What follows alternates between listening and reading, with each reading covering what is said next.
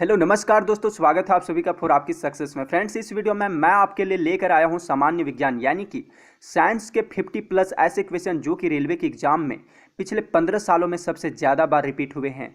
तो ये बहुत ही इंपॉर्टेंट क्वेश्चन है, इन्हें घोल के पी जाना। यानी कि आप मेरी बातों को समझ पा रहे होंगे मैं क्या कहना चाह रहा हूँ। जी हाँ फ्रेंड्स, आप इन्हें याद कर लीजिएगा, रट लीजिएगा, ठीक है, क्योंकि ये क्वेश्चन एग्जाम में बार बार पूछे जाते हैं, बार बार मोस्ट रिपीटेड क्वेश्चन है ये। चलिए अभी हम लोग देखते हैं वो कौन से क्वेश्चन हैं। जैसा कि पहला क्वेश्चन ये है कि सार्स क्या है। ठीक है, विषाणु द्वारा फैलने वाली बीमारी है, जीवाणु द्वारा फैलने वाली बीमारी है, चूहे के पिस्सू से फैलने वाली बीमारी है, मच्छर से फैलने वाली बीमारी है। तो फ्रेंड्स, जो सार्स है यानी कि SARS, ठीक है, इसका यानी कि फुल फॉर्म जो फुल फॉर्म है वो है सीवियर एक्यूट रेस्पिरेटरी सिंड्रोम, इसका फुल फॉर्म है। ठीक है, तो ये जो है ये विषाणु द्वारा फैलने वाली एक बीमारी है। ठीक है, यह कोरोना वायरस से फैलता है और मैं बता दूं कि यह एक तरह का सर्दी जुकाम जैसा ही बीमारी है। ठीक है, अगला क्वेश्चन देखते हैं। अगला क्वेश्चन ये है कि निकट दृष्टि दोष में किस लेंस का प्रयोग होता है। अवतल लेंस का, उत्तल लेंस का, बाइफोकल लेंस का, बेलनाकार लेंस का।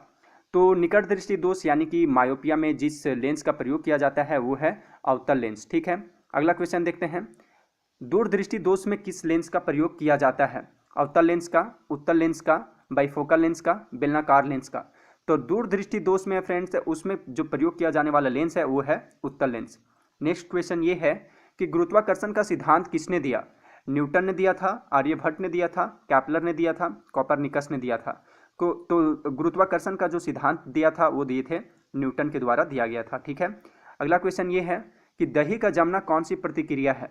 भौतिक प्रतिक्रिया, रासायनिक प्रतिक्रिया, उपर्युक्त दोनों, इनमें से कोई नहीं। तो फ्रेंड्स, जो दही का जमना है वो है रासायनिक प्रतिक्रिया। ठीक है, यानी कि ऐसा मतलब प्रक्रिया जो कि फिर से उसे वापस उस मतलब स्थिति में नहीं लाया जा सके, उसे रासायनिक प्रतिक्रिया कहते हैं। यानी कि आप एक बार जैसे दूध से दही जम गया तो आप फिर से उसे दूध नहीं बना सकते हो, तो ये रासायनिक प्रतिक्रिया है। और जैसे मैं बता दूं कि जैसे भौतिक प्रतिक्रिया है, जैसे अगर आप लेते हैं, अगर एक रबड़ लेते हैं, अगर आप उसे दबा देते हो और फिर उसे छोड़ देते हो तो भौतिक प्रतिक्रिया है, यानी कि फिर वो अपनी पुरानी अवस्था में लौट आता है। तो वैसे वैसे चीज़ों को वैसे कंडीशन में उसे भौतिक प्रतिक्रिया बोलते हैं। ठीक है, अगला क्वेश्चन देखते हैं। अगला क्वेश्चन ये है कि ऑप्टिकल फाइबर होता है रेशम का बना हुआ, कांच का बना हुआ, उपर्युक्त दोनों से बना हुआ, इनमें से कोई नहीं। तो जो ऑप्टिकल फाइबर होता है वो बना होता है प्लास्टिक या कांच का बना हुआ होता है। ठीक है, और मैं बता दूं कि यह एक केबल है जिसके माध्यम से इंटरनेट एक जगह से दूसरी जगह प्रकाश बिंदुओं के रूप में भेजा जाता है। ठीक है, और यह कांच या प्लास्टिक से बनी होती है, जैसा कि मैं आपको बता दिया हूं, और यह बहुत ही मजबूत होती है अन्य केबलों के मुकाबले। ठीक है, और यह अधिक डाटा को एक साथ भेज सकती है। तो फ्रेंड्स, और मैं बता दूं इसका जो आविष्कार किया गया था वो किया गया था नरिंदर सिंह कपैनी ने किया था।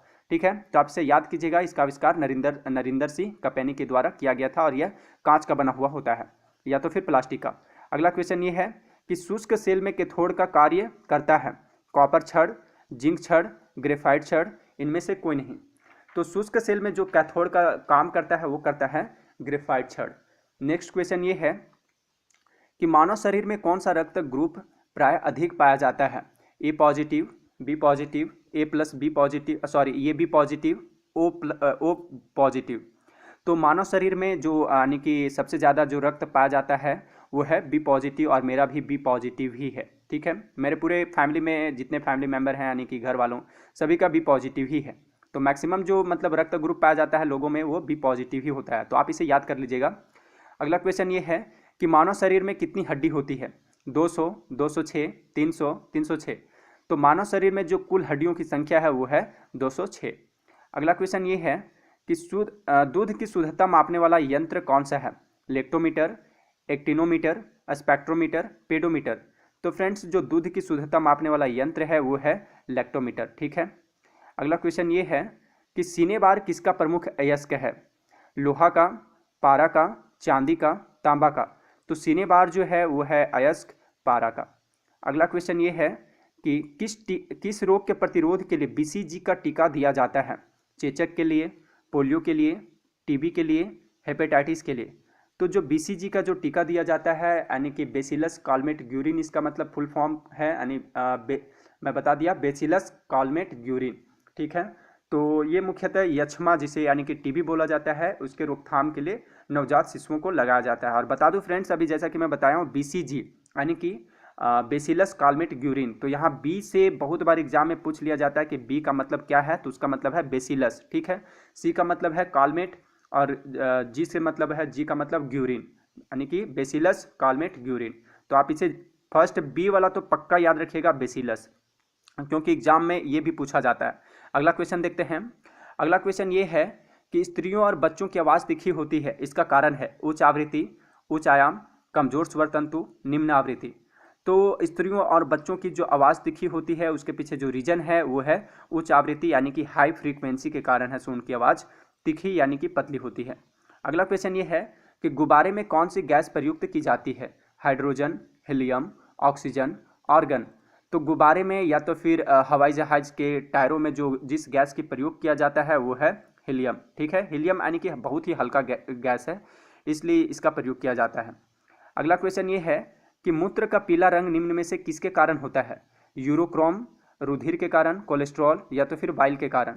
तो मूत्र का जो पीला रंग होता है यानी कि पेशाब का पीला रंग होता है वो होता है यूरोक्रोम के कारण। नेक्स्ट क्वेश्चन ये है कि ब्लीचिंग पाउडर या व्यंजक चूर्ण का रासायनिक सूत्र क्या है, Cl2 वो Cl, Ca वो Cl2, Ca वो Cl, Ca वो Cl। तो फ्रेंड्स ब्लीचिंग पाउडर यानी कि व्यंजक चूर्ण जिसे पानी के प्यूरिफिकेशन में यूज किया जाता है उसका जो रासायनिक सूत्र है वो है CaO Cl2, ठीक है। और इसका जो रासायनिक नाम है वो है कैल्शियम हाइपोक्लोराइड। तो आप इसे भी याद रखिएगा कैल्शियम हाइपोक्लोराइड को, क्योंकि ऐसे भी एग्जाम में पूछा जा सकता है। अगला क्वेश्चन देखते हैं। अगला क्वेश्चन ये है कि फाउंटेन पेन का आविष्कारक कौन था, फ्रैंकलिन, एयरमैन, लीडमैन, वाटरमैन। तो जो फाउंटेन पेन यानी कि फाउंटेन पेन जो है यानी निब के जैसा, निब वाला पेन, आप इसे गूगल पे सर्च करके देख लीजिएगा कि फाउंटेन पेन कैसा होता है। तो उसका जो आविष्कारक थे वो थे वाटरमैन, ठीक है। इनका जो पूरा नाम है वो है लेविस वाटरमैन। अगला क्वेश्चन देखते हैं। अगला क्वेश्चन ये है कि जेनेटिक कोड की खोज किसने की, विलियम हार्वे ने, हरगोविंद खुराना ने, लुई पास्चर ने, एफ वेंटिंग ने। तो जेनेटिक कोड का जो खोज किया गया था वो किया गया था हरगोविंद खुराना के द्वारा। अगला क्वेश्चन ये है कि किसे भारी जल कहा जाता है, बर्फ को, ड्यूटोरियम ऑक्साइड को, आसुत जल को, इनमें से कोई नहीं। तो भारी जल जिसे मतलब कहा जाता है वो कहा जाता है ड्यूटोरियम ऑक्साइड को, और इसका जो रासायनिक सूत्र होता है वो भी एग्जाम में पूछा जाता है, इसलिए आप इसे भी याद रखिएगा, यानी कि D2O, ठीक है, ड्यूटोरियम ऑक्साइड। आगे बढ़ते हैं हम लोग। सोडियम कार्बोनेट का व्यापारिक नाम क्या है, धोने का सोडा, खाने का सोडा, कास्टिक सोडा, सिंदूर। तो फ्रेंड्स जो सोडियम कार्बोनेट है उसका जो व्यापारिक नाम है वो है धोने का सोडा, ठीक है। यानी कि इसका मैं सूत्र ऐसे ही बता देता हूँ, Na2, ठीक है, Na2CO3, आप इसे याद रखिएगा, Na2CO3 इसका है सोडियम कार्बोनेट यानी कि धोने का सोडा का रासायनिक सूत्र। अगला क्वेश्चन ये है कि किस तत्व के कारण मनुष्य में एनीमिया होता है, आयोडीन के कारण, कैल्शियम के कारण, आयरन के कारण, पोटेशियम के कारण। तो एनीमिया जो मनुष्य में होता है उसके पीछे जो कारण है, रीजन है, वो है आयरन की कमी का होना, ठीक है। अगला क्वेश्चन ये है कि खाने का सोडा का रासायनिक सूत्र क्या है, जिसे बेकिंग सोडा भी बोला जाता है। तो K2CO3, NaHCO3, Na2CO3, Na2SO4। तो खाने का सोडा यानी कि जिसे बेकिंग सोडा भी कहा जाता है उसका जो रासायनिक सूत्र है वो है NaHCO3, और इसका जो रासायनिक नाम है वो है सोडियम बाइकार्बोनेट, ठीक है। और जो धोने का सोडा है उसका सूत्र है Na2CO3, और इसका जो रासायनिक नाम है वो है सोडियम कार्बोनेट, और इसका है सोडियम बाइकार्बोनेट, ठीक है। ये एग्जाम में बहुत बार ये क्वेश्चन पूछा जाता है, तो आप इसे याद कर लेना, टिप्स पे ये क्वेश्चन याद होना चाहिए, ठीक है। अगला क्वेश्चन ये है कि जल का हिमांक यानी कि फ्रीजिंग पॉइंट है 4 degree Celsius, 0 degree Celsius, 100 degree Celsius, -4 degree Celsius. तो जो फ्रीजिंग पॉइंट है जल का यानी कि हिमांक है वो है 4 डिग्री सेल्सियस, ठीक है, 4 डिग्री सेल्सियस ही है। और मैं बता दूं यानी कि 4 डिग्री सेल्सियस पर है सो जल मतलब यानी पानी है सो जमना शुरू हो जाता है। और एक चीज़ और इसमें ऐड करना चाहूँगा कि 4 डिग्री सेल्सियस पर ही जल का घनत्व सबसे अधिक होता है, और जैसे ही इससे कम यानी कि 4 डिग्री से जैसे ही कम होता है इसका मतलब कि टेम्परेचर या तो फिर बढ़ता है तो इसका घनत्व ऐसो घट जाता है। तो ये भी क्वेश्चन पूछा जाता है कि सबसे अधिक यानी जल का सबसे अधिक घनत्व कब होता है, तो होता है 4 डिग्री सेल्सियस यानी 4 डिग्री सेल्सियस पर। और जल का जो हिमांक है यानी फ्रीजिंग पॉइंट है यानी जमने का जो स्टार्ट होता है, जमना शुरू होता है, वो होता है 4 डिग्री सेल्सियस पर जमना स्टार्ट हो जाता है। ठीक है, आगे बढ़ते हैं हम लोग। कपास के पौधे के किस भाग से कपास का रेशा निकाला जाता है? जड़ से, पत्तियां से, तने से, बीज से? तो कपास के पौधे के जिस भाग से मतलब ये कपास का जो रेशा निकाला जाता है वो है बीज से। ठीक है, अगला क्वेश्चन ये है कि लार की प्रकृति कैसी होती है? निष्प्रभावी, अम्लीय, क्षारीय, उभयधर्मी? तो लार का जो प्रकृति यानी लार कैसा होता है, तो होता है अम्लीय। ठीक है, और इसका जो पीएच मान है वो है 6.5 होता है। आगे बढ़ते हैं हम लोग। किसी लेंस की क्षमता किससे व्यक्त की जाती है? वाट से, डायोप्टर से, जूल से, यानी कि इनमें से कोई नहीं। तो किसी लेंस की जो क्षमता जो व्यक्त की जाती है वो की जाती है डायोप्टर में। ठीक है, डायोप्टर में इसे मापा जाता है। अगला क्वेश्चन ये है कि निम्न में से किसे किसानों का मित्र कहा जाता है? सूअर को, गाय को, कुत्ता को, केंचुआ को? तो फ्रेंड्स, किसानों का मित्र आप कुत्ता मत मार देना या सूअर, उस जो किसानों का मित्र बोला जाता है वो बोला जाता है केंचुआ को। ठीक है, क्योंकि ये भूमि को ऐसो फर्टाइल बनाता है, इस वजह से केंचुआ को ऐसो किसानों का मित्र बोला जाता है। नेक्स्ट क्वेश्चन ये है कि डायनासोर किस कशेरुकी वर्ग से संबंधित थे? मत्स्य, पक्षी, रेप्टाइल्स, स्तनधारी? तो डायनासोर का जो संबंध था जिस कशेरुकी से, उसका नाम है रेप्टाइल्स। ये यानी कि रेप्टाइल प्राणी के ये जानवर थे, जैसे अभी सांप हैं या तो फिर घड़ियाल, गिरगिट, ये सारे रेप्टाइल कशेरुकी के हैं। स्तनधारी में जैसे अभी मनुष्य हो गया। ठीक है, और मैं बता दूं कि डायनासोर जो है वो 65 मिलियन वर्ष पहले विलुप्त हो गए हैं। अगला क्वेश्चन ये है कि एक प्रकाश वर्ष है समय का मात्रक, दूरी का मात्रक, तीव्रता का मात्रक, सूर्य से उत्सर्जित प्रकाश का मापन? तो फ्रेंड्स, जो प्रकाश वर्ष है वो है दूरी का मात्रक। ठीक है, इसे दूरी मापा जाता है। अगला क्वेश्चन देखते हैं। अगला क्वेश्चन ये है कि एक प्रकाश वर्ष बराबर कितना होता है? 9.46 into 10⁻15 metre, 9.46 into 10⁻13 metre, 9.46 into 10⁻10 metre, 9.46 into 10⁸ metre? तो एक प्रकाश वर्ष बराबर जो होता है वो होता है 9.46 सॉरी ये होता है 9.46 इंटू 10⁻15 मीटर होता है। ठीक है, और एक चीज़ इसमें और ऐड करना चाहूँगा, ये मीटर में है, और अगर आप इसे किलोमीटर में अगर एग्जाम में पूछ दिया जाए तो यहाँ पे 10⁻15 होता है। ठीक है, तो आप इसे भी याद रख लीजिएगा, यानी किलोमीटर में 10⁻15 मीटर है, यानी 15 मीटर वो मीटर में होता है और 12 किलोमीटर में होता है। ठीक है, एक प्रकाश वर्ष बराबर ये दूरी का मात्रक है। अगला क्वेश्चन ये है कि मियादी बुखार, जिसे टाइफाइड भी बोला जाता है, हमारे शरीर का कौन सा अंग प्रभावित होता है इससे? फेफड़ा होता है, तिल्ली होता है, यकृत होता है, आंतें होता है? तो यानी टाइफाइड अगर आपको हो जाता है तो इससे हमारे यानी बॉडी में जो सबसे ज़्यादा प्रभावित होने वाला अंग है वो है आंतें। ठीक है, अगला क्वेश्चन देखते हैं। अगला क्वेश्चन ये है कि पादपों में जल के परिवहन का कार्य कौन करता है?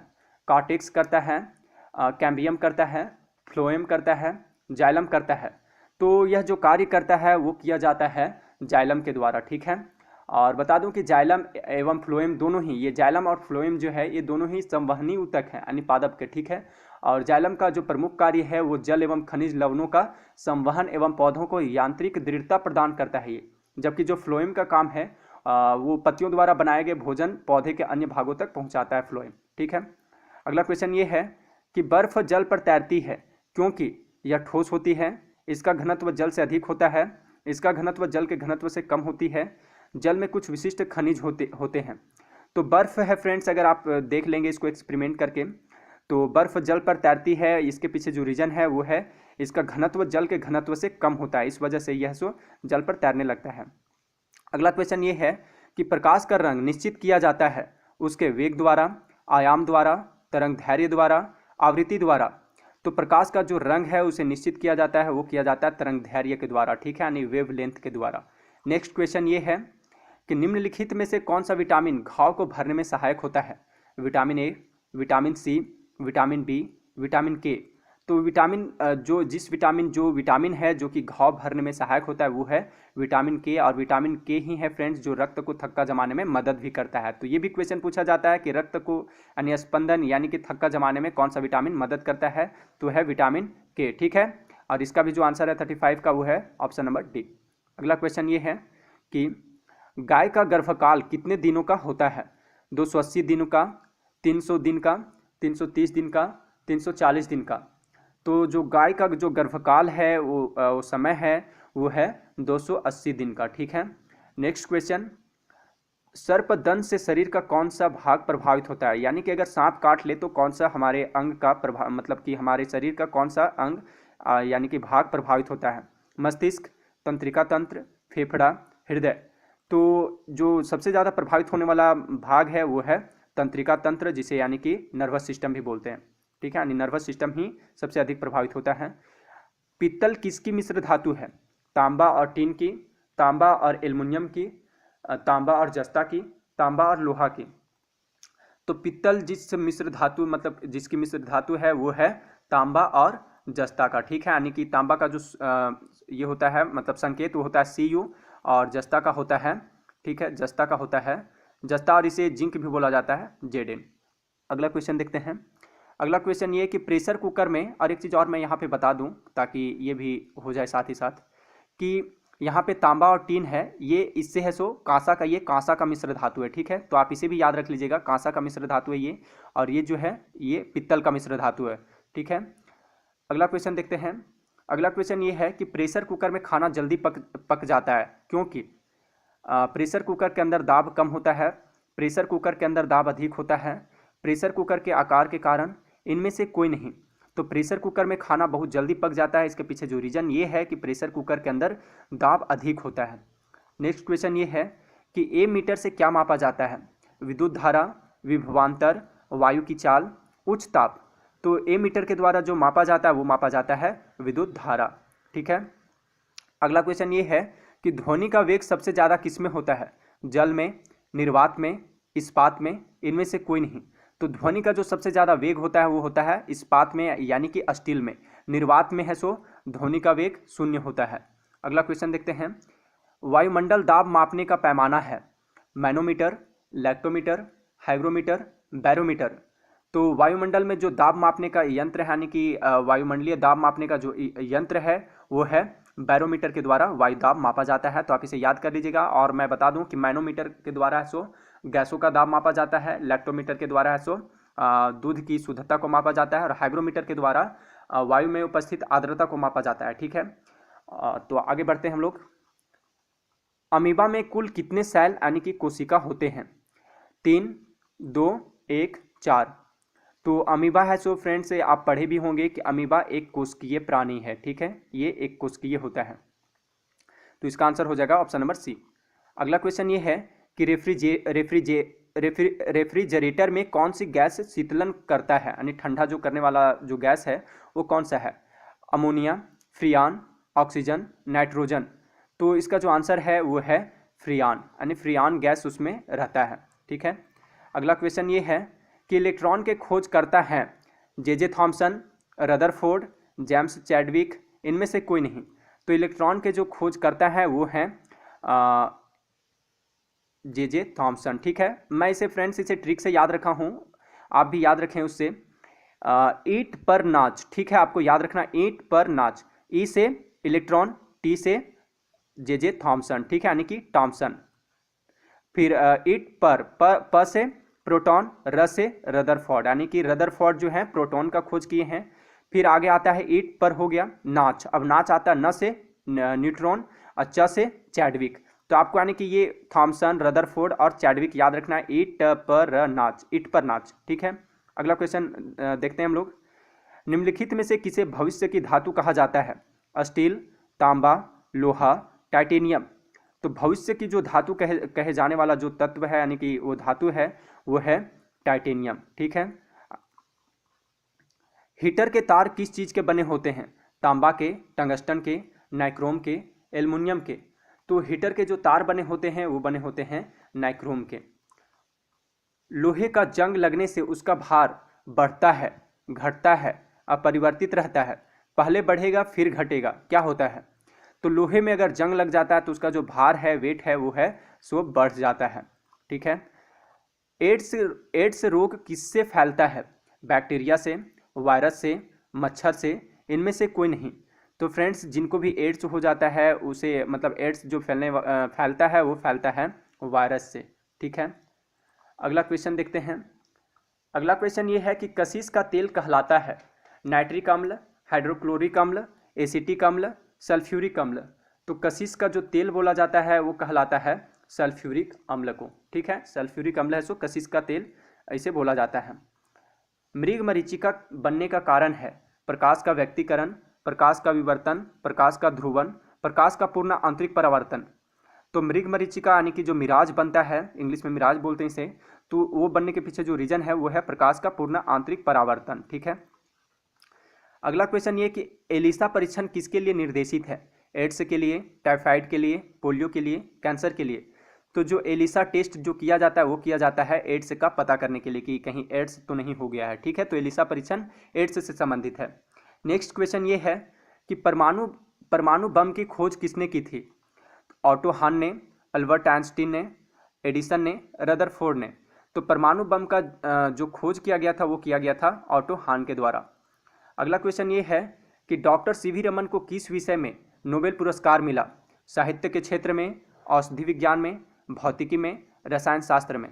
तो फ्रेंड्स, जो डॉक्टर सीवी रमन थे ये भारत के महान भौतिक मतलब कि वैज्ञानिक थे, भौतिक के ये साइंटिस्ट थे भौतिकी के क्षेत्र में। तो इनको ऐसो नोबेल पुरस्कार 1930 में मिला था। ये भी क्वेश्चन पूछा जाता है। ठीक है, 1930 में। अगला क्वेश्चन देखते हैं। निम्नलिखित में से कौन सा विटामिन जल में विलय होता है?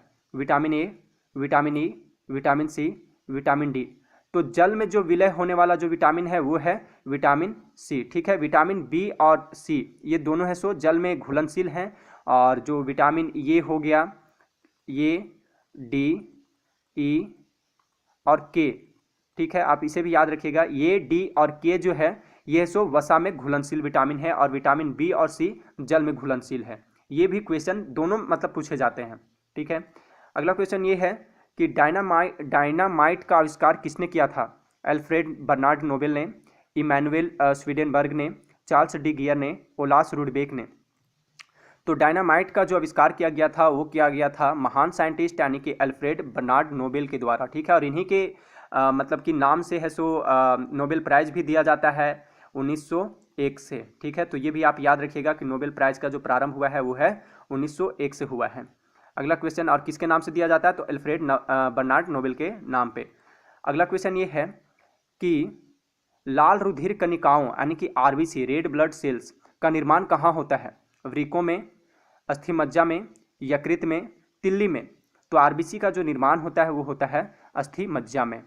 अगला क्वेश्चन ये है कि मधुमेह रोग किसकी कमी से होता है? इंसुलिन की कमी से, प्रोटीन की कमी से, वसा की कमी से, विटामिन की कमी से। तो मधुमेह यानी कि शुगर होता है वो होता है इंसुलिन की कमी से। ठीक है, जिसे चिनिया बीमारी भी बोला जाता है।